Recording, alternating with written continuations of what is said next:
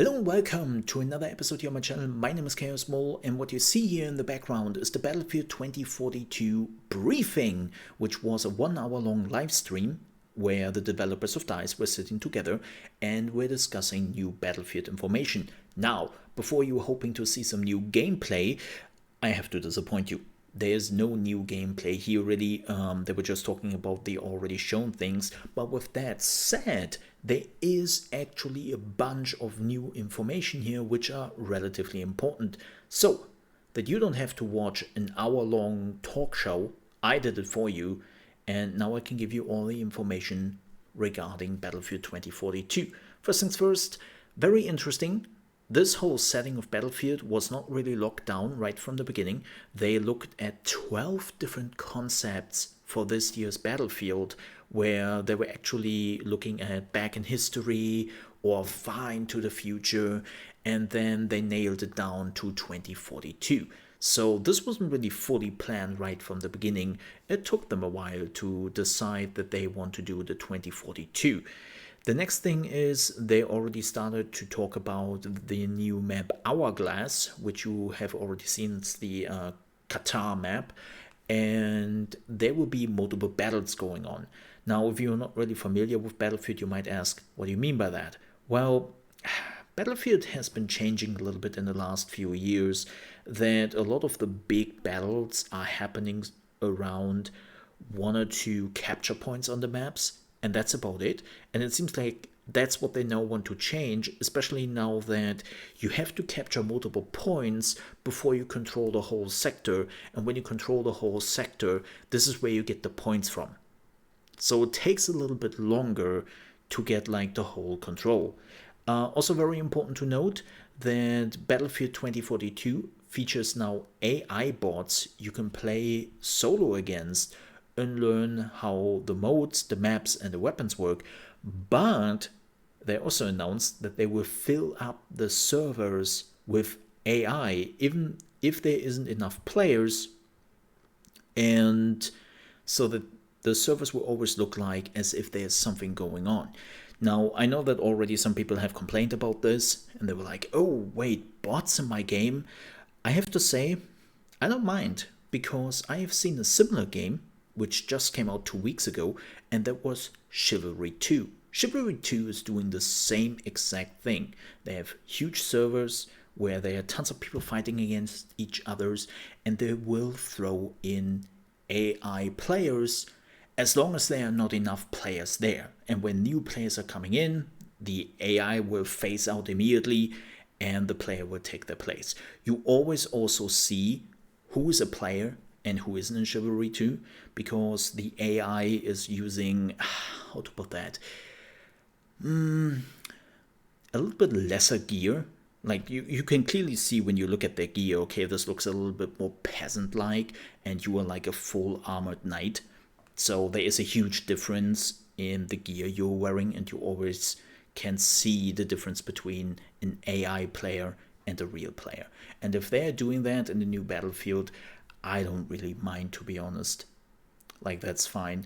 They were also talking about the size of the maps, whereas Breakaway is one of the biggest maps, and if you need some comparison, Breakaway is twice the size of El Alamein from Battlefield 1942. They also showed some screenshots in comparison to all the other maps, and it always seems like they are double the size. Like, even the smallest map in the game is already bigger than the smallest maps in other Battlefield games.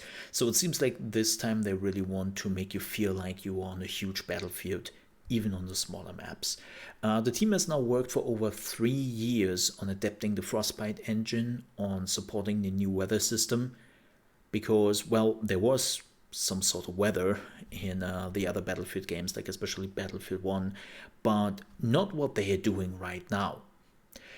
Speaking of weather, the sandstorm in the Hourglass map will differ every match. Some matches it changes directions, and in others it will not happen at all. And I think that's also very important. A lot of people have already said they are not really know how they feel about the maps right now, and of course the weather systems because of that. and they want to see it in action before, and if it gets too annoying, like it becomes probably too stale after some point when you were getting that weather effect over and over and over again, right? So I can totally understand that. The kaleidoscope map has bridges that you can raise to prevent vehicles from crossing. And that was the talk they had about the maps. You can, by the way, see the size comparison right now here in the background of the video. I haven't really cut the video to make it completely fit about the things we are talking about, because there's just too much. So this is just background noise. But you can see it right here, how they compare the maps. Now let's talk about the class system and the soldiers in the battlefield a little bit. The 4 classes from the past battlefields are now just categories, and every category will have their own specialist, and we have already seen the first 4 specialists, and every specialist will have a gadget which will be exclusive to them. But all the specialists can use all the weapon, which is also very important to note that they want to change how progression works in the new battlefield, and that you don't really have to go into every specialist anymore to unlock like new gadgets and whatnot for your weapons, but you can just level your account and then unlock all those new gadgets for your weapons and for your characters, which is, I think, a good idea. Also important to note, they talked a little bit about the, I don't even know what to call it, the plus menu. They're calling it the plus menu. If you like the plus menu, what is the plus menu? Remember the little thing which popped up when they were in the elevator and he was changing the parts on his weapons? Yeah, they're calling it the plus menu. That is the system they are talking about. And internal and external feedback was that this should have been included all the time in the game. And they were just like, yeah, okay, well, we are putting that in now because apparently everyone wants that, so that people don't have to go back into the spawn menu to change the equipment of your character, which I think it's a good choice. And they were joking a little bit, which I found funny, is how you can take out a sniper from far away. Well, the easiest way to do that is to call a vehicle on the head and take them out through that. That's, of course, not really applicable, I believe, but still funny to note. They were also talking briefly about the hazard zone, which is one of the new game modes, which is coming to Battlefield. And it's taking the superpowers of DICE to a new level. It will be a high-stakes, squad-based mode, and they want to make it clear that this is not, I repeat, not a BR mode. Makes sense. A lot of people and rumors have already suggested that Hazard Zone will probably be more like a escape from Tarkov experience. And if that should be the case, I'm definitely looking forward to that. There will be new locations coming after the release, more maps, and of course more specializations and whatnot.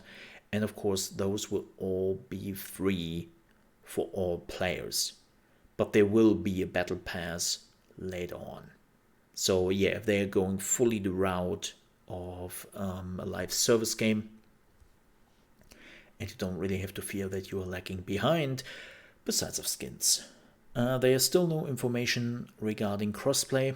If you were hoping for that, I have to disappoint you a bit. We don't know if that is coming or not, but it might be an option later. And the next thing they talked about briefly was the mode DICE LA is working on. As you know, DICE LA is working on the third game mode for Battlefield 2042. We don't know what it is, but it's apparently quite special, as they say. Also important to note, they will announce that mode at EA Play at July 22nd, which is over a month away. Like, man, they are taking their sweet times here. But yeah, that will be announced at EA Play. But I think those were the most important parts of this presentation. There were some tidbits here and there, and they were making some fun and jokes about the things they have seen about the Battlefield and how people have reacted to it, and it was apparently very positive. But yeah, those were all the important information which I found for you in this whole meeting. And if there will be another one, we will be back with another video. And if you enjoyed this video and you're on your way out, I would appreciate if you consider to like the video. And if you're also new to the channel, you want to see more Battlefield videos and more information regarding the Battlefield series, also gaming news and reaction to other videos, you might want to consider to subscribe to the channel. I would appreciate that. Thank you so much for watching. See you next time.